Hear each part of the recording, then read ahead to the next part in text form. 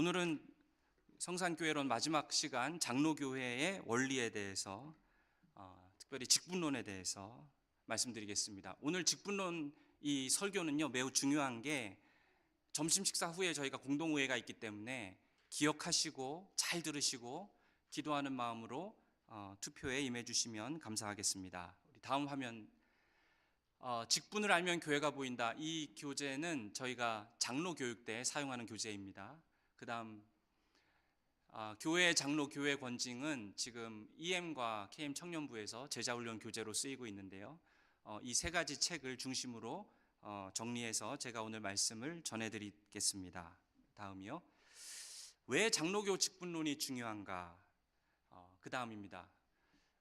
제가 이렇게 사역을 하면서 젊은 사람들 중에 목사가 되겠다고 나서는 그런 목회자 후보생이 가면 갈수록 줄어듭니다. 그리고 내가 장로가 되고 싶다, 내가 안수집사가 되고 싶다, 내가 권사가 되고 싶다, 교회 직분자가 되고 싶다, 이런 말을 하는 젊은 분들을 찾기가 참 어려운 그런 시대인 것 같습니다. 여러 가지 이유가 있겠지만 만약에 우리가 이렇게 생각한다면 말이죠, 성도로서 신앙생활은 그냥 나 혼자 잘하면 되지, 내가 꼭 장로가 되고 집사가 되고 권사가 되고 목사가 될 필요가 있을까? 만약에 이런 생각을 한다면 얼핏 듣기에는 굉장히 겸손하게 들리는 말이지만 사실 교회가 지어져 간다라는 것을 생각해 볼 때, 교회가 말씀으로 세워져 간다라는 것을 생각해 볼 때 사실은 좀 무책임한 말일 수도 있는 것이죠. 성경에 보면은 디모데전서 3장 1절에 이렇게 말합니다. 미쁘다 이 말이여 곧 사람이 감독의 직분을 얻으려 함은 선한 일을 사모하는 것이라 함이로다. 직분자가 되는 것은 선한 일입니다.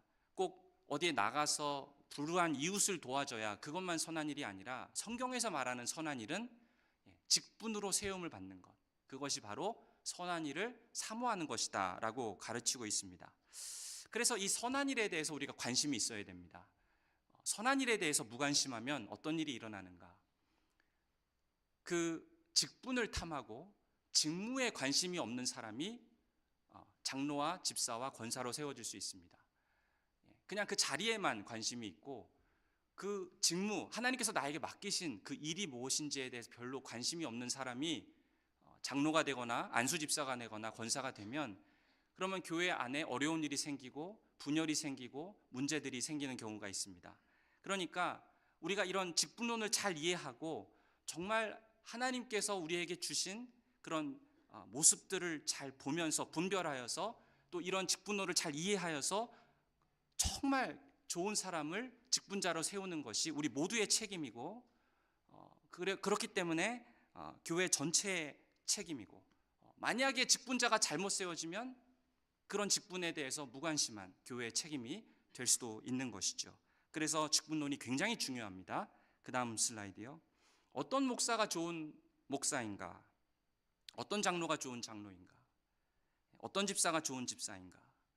사람들마다 나름대로의 생각이 있습니다. 그런데 우리는 성경이 뭐라고 말하시는지 알아야 됩니다. 예를 들어서 어떤 분은 장로님을 칭찬합니다. 우리 장로님은 남들보다 교회 일찍 오셔서 교회 청소도 하시고 화장실도 깨끗하게 하시고 또 식사 후에는 주방에 들어가셔서 설거지까지 하신다. 와, 우리 장로님 진짜 열심히 섬기신다. 대단하다. 그런데 우리가 알아야 할 것이 절대로 그런 봉사가 가치가 없다는 것이 아닙니다. 근데 그런 일을 잘 한다고 해서 좋은 장로라고 할 수 있는가? 이것은 또 다른 문제라는 것이죠. 저도 미국에서 이 4가정 정도를 놓고 사역할 때가 있었는데 교회 예배가 끝나면 저도 같이 교회 청소를 했습니다. 왜냐하면 그 교회 주인인 미국 사람들이 이렇게 어질러 놓고 가는 거에 대해서 굉장히 싫어했기 때문에 저기 밖에 나가는 유리문도 손자국이 없도록 신문지로 깨끗이 닦았어요. 매주 그렇게 했습니다. 제가 그 일을 하는데 목사로서 그렇게 한 것이 아니라 성도로서 그렇게 한 것이죠. 그리스도인으로서 그 일을 한 것입니다. 목사로서도 그 일을 목사지만 그 일을 할 수 있지요. 그러나 그것을 잘 했기 때문에 제가 좋은 목사다, 그거는 좀 다른 문제라는 것입니다. 목사가 어떤 좋은 사람이 목사인가? 목사로서의 본연의 직무, 본연의 일을 잘 할 때 그래야 그 사람이 좋은 목사라고 할 수 있겠죠. 장로도 마찬가지입니다. 안수 집사도 마찬가지인데요. 어떤 분들은 안수 집사에 대해서 이렇게 말하는 분들이 있어요. 장로가 되기 전에 전 단계가 안수 집사다. 맞는 말일까요? 그렇지 않습니다. 장로가 집사보다 높은 개념이라고 생각을 하고 또 나이가 들면은 자연스럽게 장로가 되는 것이다. 이것도 성경에서 말하는 바가 아니라는 것이죠. 잘못된 생각입니다. 그러니까 안수 집사라는 그 직분을 너무 가볍게 여긴 결과로 이런 생각을 하는 문화가 있게 된 것이죠. 교회 안에. 이런 현상들은 모두 성경에서 말하는 직분에 대해서 명확한 기준을 잘 모르고 있기 때문에 그냥 자기 소견에 오른 대로 이런 사람이 좋은 목사, 이런 사람이 좋은 집사, 이런 사람이 좋은 장로다라고 생각을 한다라는 것이죠. 그래서 그 결과 직분자를 뽑을 때, 선출할 때 또 세우는 일에 있어서 많은 혼란들을 겪게 됩니다. 그래서 중요한 원리가 무엇인가? 다음 슬라이드입니다. 양육과 섬김이 같이 가야 됩니다. 우리 교회를 이끄는 그런 중요한 리드하는 모임들이 바로 공동의회 당회 재직회입니다. 근데 리더로 세워지고 직분자로 세워지는 사람은 양육을 할 수 있는 사람이어야 되고 또 섬길 수 있는 사람이어야 됩니다. 양육은 뭐가 있습니까? 그 다음 슬라이드 보시면요. 양육은 이 공동의회와 당회와 재직회가 성도들을 같이 양육하는 것입니다. 우리 교회의 비전이 무엇입니까? 모든 족속으로 그리스도의 제자를 삼는 것이 우리 교회의 비전입니다. 그것을 위해서 중요한 두 가지 미션이 있죠. 첫 번째는 그리스도의 제자로 태어나는 새가족반, 그리고 두 번째는 그리스도의 제자로 성장하는 셀 모임. 그러니까 셀 모임은 우리가 모여서 같이 성장하기 위한 모임입니다. 영적으로. 근데 이 일을 주관하는 것이 바로 당회와 재직회와 공동회고, 그 다음에 셀 사역자, 부사역자, 바나바 사역자는 당회의 지도를 받아서 성도들을 섬기는 일을 하고 있는 것이죠. 이것이 우리 교회의 양육 시스템입니다. 근데 아까 뭐라 그랬죠? 양육과 섬김이 같이 가야 된다 그랬죠? 섬김은 어떤 시스템이 우리 교회에 있습니까? 그 다음 슬라이드요. 예배부, 선교부, 교육부, 관리부, 교재부, 재정부. 자, 이런 것들이 섬김입니다. 우리 교회에서 직분자가 될 때 이런 부서들을 섬기게 되는데, 중요한 것은 양육과 섬김이 같이 가야 된다는 것이죠. 그러니까 장로를 뽑을 때, 안수 집사를 뽑을 때 그 사람이 사람을 양육해 본 경험이 있는 사람인가, 한 영혼을 위해서 울어본 사람인가, 한 영혼을 변화시키기 위해서 자기의 기도와 시간을 사용할 수 있는 그런 사람인가, 그것을 보고 할 수 있는 사람을 뽑으셔야 된다는 것입니다.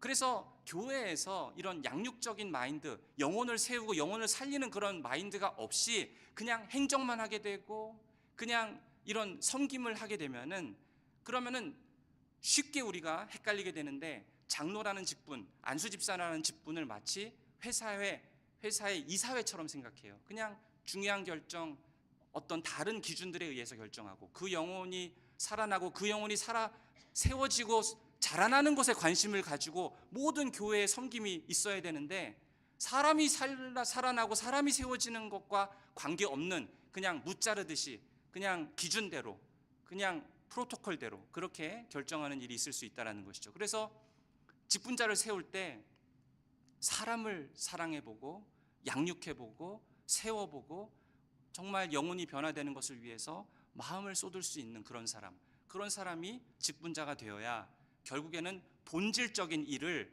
감당을 할 수 있다는 것입니다. 그 다음 슬라이드요. 직분이 그럼 무엇이냐라고 했을 때, 성경에서 직분이 뭐냐라고 했을 때 디모데전서 1장 12절은 말합니다. 나를 능하게 하신 그리스도 예수 우리 주께 내가 감사함은 나를 충성되이 여겨 내게 직분을 맡기심이니. 여기서 직분은 헬라어로 디아코니아입니다. 사도행전 6장에 나오는 굉장히 중요한 표현인데, 디아코니아 뭡니까? 식탁봉사입니다. 식탁봉사. 식탁에서 옆에 웨이터들이 서 있죠. 누구를 섬기는 것입니까? 주인을 섬기는 것입니다. 그럼 여기서 중요한 것은 우리가 종으로서 식탁 봉사를 하고 있다면 그게 이제 섬긴다라는 뜻이죠. 누가 주인이냐라는 질문입니다. 직분자의 주인이 누구죠? 직분자의 주인은 바로 하나님입니다. 예수님이십니다. 그래서 우리는 그 주님께서 우리에게 주신 직무, 그 책임을 받아서 섬기는 자들이 직분자라는 것이죠. 근데 어떤 분들은 직분자의 주인이 성도들이라고 생각을 해요. 사람을 섬기는 게 직분자다. 물론 하나님께서 우리를 불러서 사람을 섬기게 하시지만 직분자의 주인은 사람이 아닙니다. 굉장히 중요한 개념입니다. 직분자의 주님은 우리 하나님이시고 주님이십니다. 그분께 직무를 받아서 우리가 순종하는 마음으로 그 일을 하는 것이죠. 그러면 장로교 직분론의 독특성이 무엇인가? 캐톨릭이랑 다르고 다른 교단과 다르고 장로교의 직분론이라고 할 때 뭐가 우리에게 독특한 독특성인가? 첫째는 다음이요. 자리매김입니다. 하나님의 선물이며 도구이다.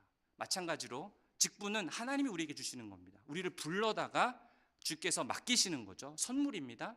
또 다른 개념은 이 직분은 도구예요.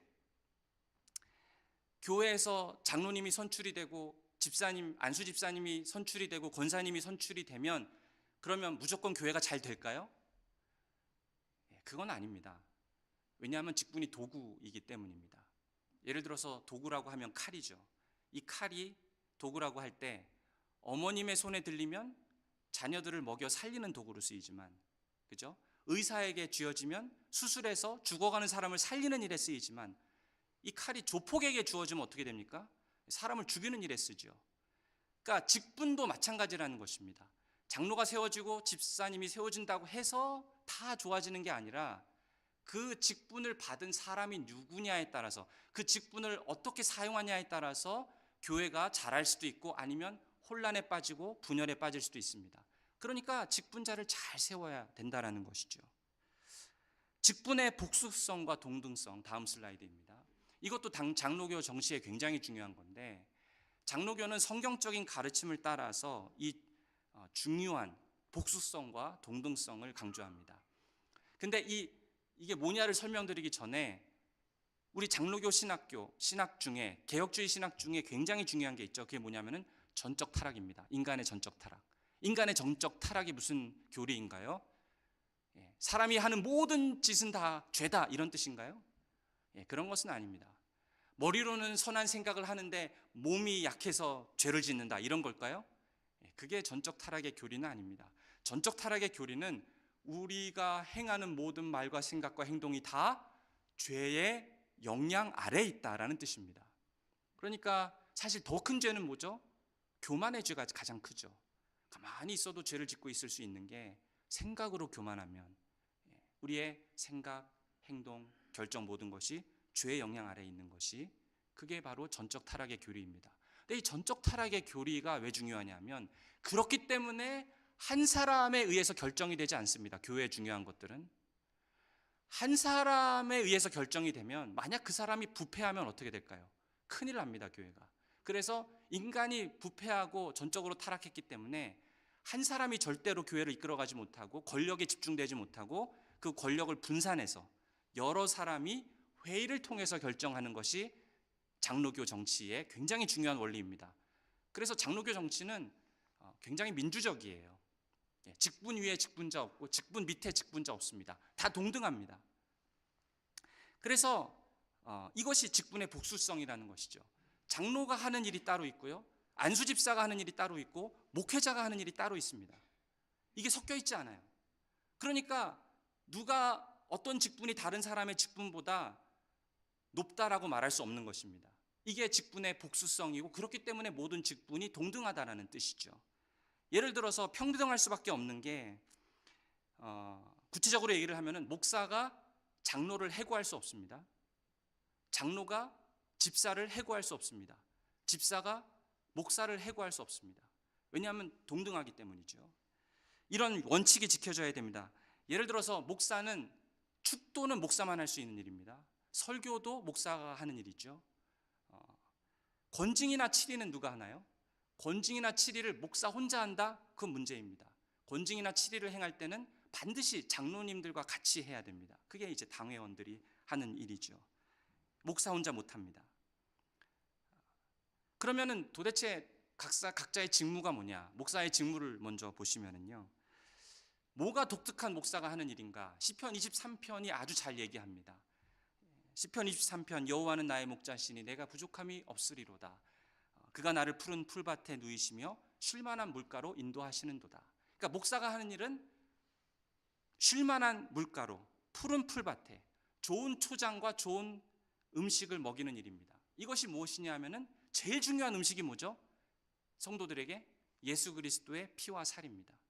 그러니까 목사가 하는 중요한 직무 중에 하나는 성찬입니다. 오늘도 지금 성찬을 할 텐데요, 같이. 이 성찬을 잘 집도하는 것, 이게 목사의 일입니다. 그리고 둘째로 23편 3절에 보면은 내 영혼을 소생시키시고 자기 이름을 위하여 의의 길로 인도하시는도다. 목사가 하는 중요한 일은 성도들을 의의 길로 인도하는 겁니다. 어떻게 인도합니까? 중요한 것이 설교죠. 또 중요한 것이 교리 교육입니다.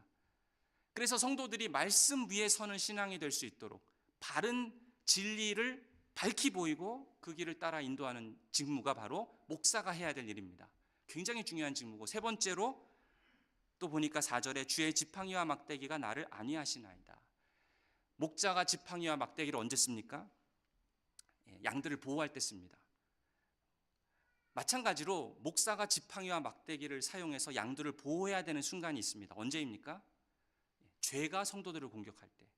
그러니까 죄가 성도들을 공격할 때 직분자로서, 목사로서, 또 당회가, 장로님들과 함께 하는 일은 성도를 공격하는 일이 아닙니다. 죄를 공격하고 죄를 막는 일입니다. 그럼을 통해서 그 죄인이 회개에 이를 수 있도록 돕고 성도들이 죄에게 공격받지 않도록 보호하는 일, 죄와 싸우는 일, 그게 바로 교회의 권징이고 치리이죠. 그 세 가지 일을 목사가 하는 굉장히 중요한 직무입니다. 그러니까 결국에 무엇입니까? 목사의 직무의 초점은 사람의 영혼을 돌보는 일이 되겠죠. 그러면 장로가 하는 직무는 무엇인가? 다음 슬라이드입니다. 장로가 하는 가장 중요한 직무는 다스리는 일입니다. 장로 하면은 elder라고 영어로 말하지만 사실은 원래 말은 governor입니다. 치리자, 다스리는 사람. 다스린다라고 할 때 이게 무슨 뜻일까요? 다스린다라는 것은 교회의 회원들을 잘 돌본다라는 뜻입니다. 그러니까 장로가 해야 될 가장 중요한 직무는 회원권에 관련된 일입니다. 만약에 교회 회원권이란 게 없으면 장로는 필요 없는 직무가 되는 것이죠. 그래서 5주 동안 저희가 교회 성산교회론을 하고 회원권을 더 강하게 교회 안에 세우기 위해서 지금 우리가 5번 설교 시리즈를 한 것입니다. 만약에 교회에 회원권이란 게 없으면 장로가 하는 일이 없어지는 것이고요.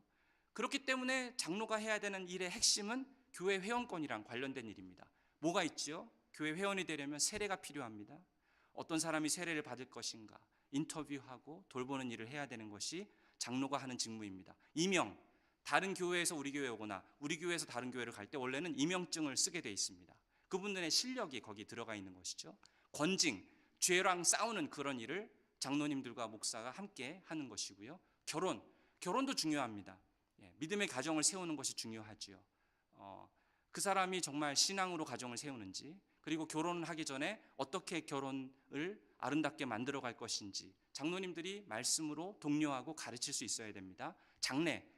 장래가 되면은 복음을 전할 수 있는 일들이 꼭 생깁니다. 복음을 전하고 그분 유가족들을 위로하는 일, 이런 일들이 당회가 집중해서 해야 될 가장 중요한 업무입니다.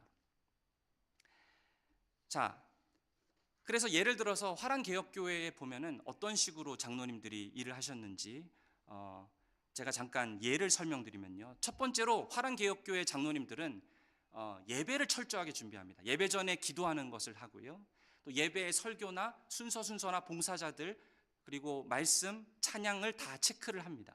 굉장히 중요한 장로의 일이고 예배를 보호하는 일이고 말씀을 보호하는 일입니다. 둘째로 새가족을 초청하는데요. 교회에 새가족이 오시면 목사님도 그렇고 장로님도 그렇고 자기 집에 불러서 같이 식사를 합니다. 그러면서 돌보는 일을 하고요. 세 번째는 성도들을 1년에 적어도 한 번씩은 신방을 합니다. 우리 교회 장로님들은 지금 KM에 2명 계신데 다 지금 셀 사역자로 섬기고 계십니다.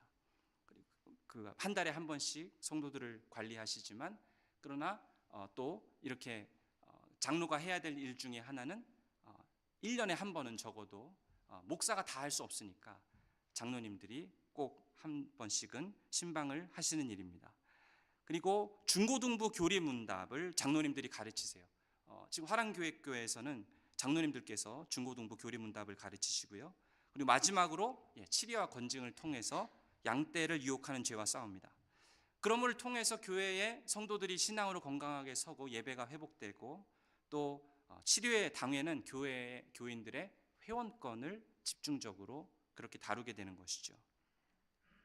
자, 그러면 안수 집사님과 권사님의 직무, 이건 뭘까요? 안수 집사님과 권사는 사실 거의 동등한 직분입니다. 그 말은 거의 차이가 없습니다. 직무에 있어서 차이가 없습니다. 안수 집사와 권사가 해야 될 가장 중요한 직무는 약한 자들을 살피는 일입니다. 약한 자들, 특히 재정적으로 살펴야 됩니다. 그래서 헌금 연보를 거두어서 필요한 곳에 지출하도록 하는 일이 가장 중요한 직무입니다. 우리가 매주 주일 예배 때 하나님께 예물을 올려드리면 그 헌금을 잘 거두어서 그것을 잘 관리하고 필요한 곳에 지출되도록 하는 그 너무 중요한 그 일을 집사님들, 특히 재직회에서 사실 그 일을 하는 것이죠. 이런 분들이 이제 그 집사님과 권사님께서 하시는 직무입니다. 근데 재정적으로 가난한 사람이 누구인지를 찾아서 그분을 도와주는 일을 정말 지혜롭게 해야 되는데요. 그 일뿐만 아니라 재정적으로 힘든 것뿐만 아니라 이 가난하다는 뜻은 또 그냥 삶 자체가 힘든 분들이 계세요.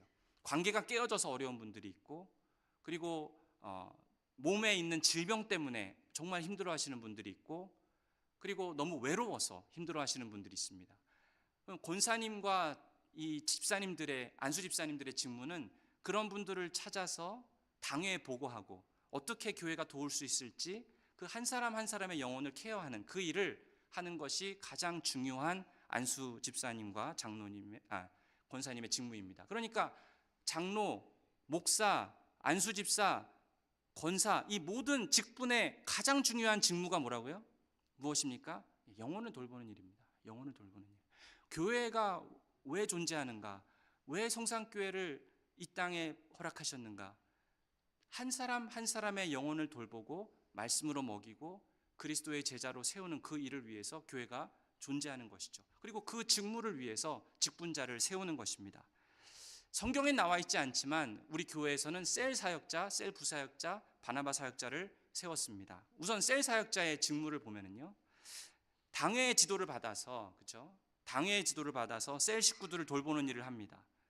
셀 식구들이 오시는 것, 또 모임을 주관하고 한 사람 한 사람 위해서 기도하고 또 예배에 빠지는 분이 있을 때 연락해서 나오도록 하고, 그래서 셀 모임은 한 달에 한 번씩 우리 교회에서 진행을 하고 있습니다.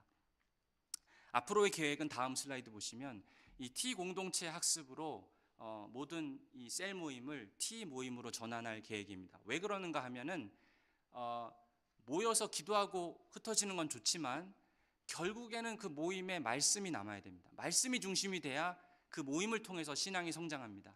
근데 이 T 공동체 학습은 그거를 돕는 교제예요. 우리 삶 속에 말씀이 중심이 되도록 돕는 교제가 이 T 공동체 학습 교제이기 때문에 지금도 우리 셀 사역자들 중에 아직 T 공동체 학습 지도자 훈련을 받지 않으신 분들은 제가 계속 가서 훈련받고 오시라고 독려하고 있습니다. 그래서 참여해 주시면 좋겠고요. 이번에 3명이 사인업을 했는데요. 앞으로 몇 명 더 갈 수 있으면 좋겠습니다. 그래서 이런 모임들을 통해서 말씀이 중심이 될 때 우리 신앙이 성장을 하게 되는데요. 셀 부사역자는 그럼 뭘 하는가? 다음 슬라이드요. 셀 부사역자는 셀 사역자를 돕는 헬퍼입니다. 그리고 매주 출결 체크라는 게 굉장히 중요한데 우리 각 셀별로 부사역자께서는 사무실 앞에 그 출결표가 있습니다. 거기에 체크를 꼭 해주시면 좋겠습니다.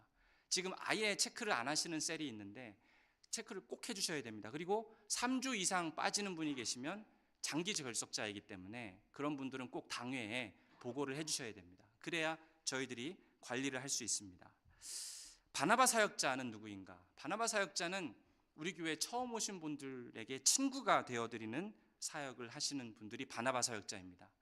그래서 셀 모임 참석을 위해서 어색하잖아요. 아무도 모르니까. 그러나 친구가 되어주셔서 셀 모임에 올 수 있도록 독려하시고, 그리고 점심시간에 보통 새로 오신 분들이 나가면 그냥 집으로 이렇게 댁으로 가시는 분도 있는데 내려오시더라도 어디 앉아야 될지 몰라서 보통 화장실 앞에 서 계십니다. 그러면 우리 바나바 사역자들께서는 같이 함께 식사를 꼭 같이 해주시면 좋겠습니다. 그 다음에 이제 주일 예배에 결석한 분에게 새 가족에게 전화를 하시고 앞으로는 우리 바나바 사역 훈련을 제가 시작할 계획입니다. 그래서 바나바 사역자들께서 한 분 한 분을 개인적으로 만나셔서 1대1로 같이 성경을 공부할 수 있는 그런 교회에 오셔서 그렇게 인도할 수 있는 그 부분을 위해서 제가 앞으로 훈련을 할 계획입니다. 자, 그리고 중요한 세 번 다음 넘어가시면요. 장로교 정치의 중요한 원리는 회에 의한 치리입니다. 회에 의한 치리. 그러니까 직분의 복수성과 동등성을 제가 말씀드렸는데 직분 위에 직분 없고 직분 밑에 직분 없습니다. 다 동등합니다. 다 평등합니다. 그러나 그것이 나누어져 있기 때문에 복수성이죠. 그러면 누가 어떻게 그 다스림을 받는가라고 했을 때 목사는 어떻게 다스림을 받을까요? 누구한테 다스림을 받습니까? 목사는 지역교회에 있는 목사인데 위에 있는 상회, 노회에게 다스림을 받습니다. 그러니까 제가 치리를 받으려면 노회에 가서 치리를 받아야 됩니다. 그 다음에 장로님은 누가 다스립니까? 그 교회의 당회가 다스립니다. 성도분들은 누가 다스립니까? 그 교회의 당회가 다스립니다. 그러면 제가 지금 우리 교회가 소속되어 있는 노회가 카나다 노회인데 이 카나다 노회를 다스리는 그런 더 큰 상위 기관이 있습니까? 그것이 바로 총회입니다. 그것은 이제 국가교회라고 하는 것인데 KFC 교단으로 1년에 한 번씩 총회로 모입니다. 그래서 저는 1년에 한 번씩 거기에 참석을 하고 노회에는 1년에 2번씩 참석을 합니다. 저는 멤버십이 어디에 있을까요? 목사로서 저는 성산교회 교인이 아닙니다. 노회가 파송한 목사이고 위임해서 장로님들은 누군가요? 성산교회가 파송한 분들이 장로님입니다. 목회자의 대표로. 그러니까 교회가 파송한 목회자와 노회가 파송한 목회자가 만나서 같이 회의를 합니다. 이게 뭐죠? 당회입니다. 그래서 직분자를 뽑는 게 그만큼 중요합니다. 그래서 오늘 선출하실 때 그렇게 기도하시면서 뽑으셔야 됩니다. 그러니까 그런 당회위원이 되려면 누구를 뽑아야 되냐면은 회의를 잘하는 사람을 뽑아야 됩니다. 회의를 잘하는 사람을 뽑는다라는 것은 누구냐 하면은 갈등을 줄이는 사람, 원만하게 해결을 보려고 하는 사람, 그리고 남의 의견을 존중하는 사람, 자기보다 남을 낮게 여기는 사람, 결정하는 데 있어서 결정을 했으면 거기에 대해서 따르고 책임을 질 줄 아는 사람, 이런 사람을 잘 분별해서 당의원, 목사, 장로, 안수집사로 세워야 됩니다. 그래서 디도서 1장 7절에 보면 감독의 자격에서 자기 고집대로 하지 않는 사람을 바울이 말하는데 굉장히 중요합니다. 자기 고집대로 하는 사람을 절대로 당회원을 세우면 안 됩니다. 그렇게 가르치는 것이죠.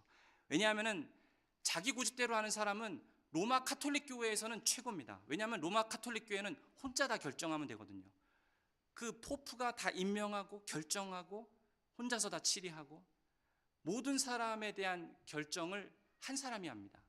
그러나 장로교 정치는 장로교는 회를 위한 다스림이기 때문에 반드시 다른 사람과 함께 일할 수 있는 그런 사람을 저희들이 선출해야 됩니다.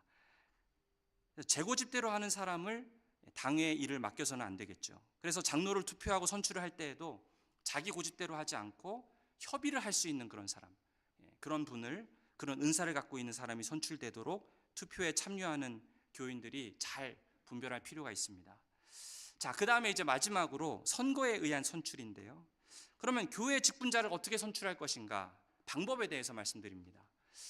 이 직분은 하나님이 주시는 선물이고 하나님의 부르심인데 부르심이 있어야, 그 소명이 있어야 우리가 직분을 받을 수 있는 것이죠.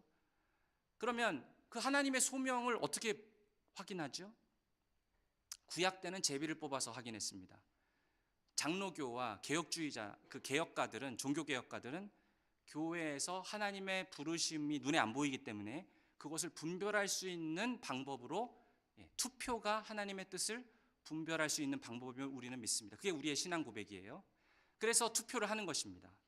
그래서 하나님의 부르심이 눈에 보이지 않기 때문에 우리 교인들은, 투표에 참여하는 사람들은 그 사람의 외적 은사를 잘 보고 그 사람을 잘 분별해서 투표에 참여합니다. 그런데 이 공동위에 사는 이 공동위의 투표는 세상의 투표와 다릅니다. 세상에서 투표하면 누가 이기는 것입니까? 자기가 선출하고자 하는 사람이 당선이 되면 그럼 내가 선거에 이기는 것이고요. 자기가 밀어준 사람이 당선이 안 되면 내가 선거에서 지는 것이죠. 그게 세상에서의 투표인데 마치 교회에서의 투표를 그렇게 생각하는 사람들이 있습니다. 그것은 굉장히 잘못된 이해입니다. 왜 투표를 한다 그랬죠, 우리가? 하나님의 소명이 눈에 안 보이기 때문에 우리가 분별해서 하나님의 뜻이 어떻게 드러나는 건가를 보기 위해서 우리가 투표를 하는 것이죠. 그러니까 투표의 결과가 나오면 누가 투표해서 이기고 누가 투표해서 지고 이런 게 있을 수 있습니까, 교회 안에? 그런 것은 있을 수가 없습니다. 하나님의 뜻이 투표를 통해서 드러나는 것임을 우리가 믿기 때문에 그 결과를 우리가 함께 기뻐하고 즐거워해야 되는 것이 마땅하죠. 그래서 우리가 투표를 하기 전에 매우 중요한 게 있습니다. 무엇입니까? 기도입니다. 기도. 이 투표를 통해서 하나님의 뜻이 드러나게 하여 주시옵소서. 그것을 구하는 마음으로 같이 기도하고 그리고 투표에 참여합니다. 그래서 그 결과를 보고 함께 기뻐하는 것이 그것이 공동의회입니다. 그래서 공동의회는 부담되는 시간이 아니라 어떻게 보면 축제입니다. 하나님께서 우리 교회 가운데 귀한 직분자들을 부르셨고 그 직분자들을 세우심으로 귀한 직무를 주심으로 교회가 든든히 서가도록 하는 그 일을 우리가 함께 기뻐하는 마음으로 하나님의 뜻이 드러나기 때문에 기쁨으로 함께 축제를 참여하는 것이 바로 공동의회입니다. 같이 기도하시겠습니다.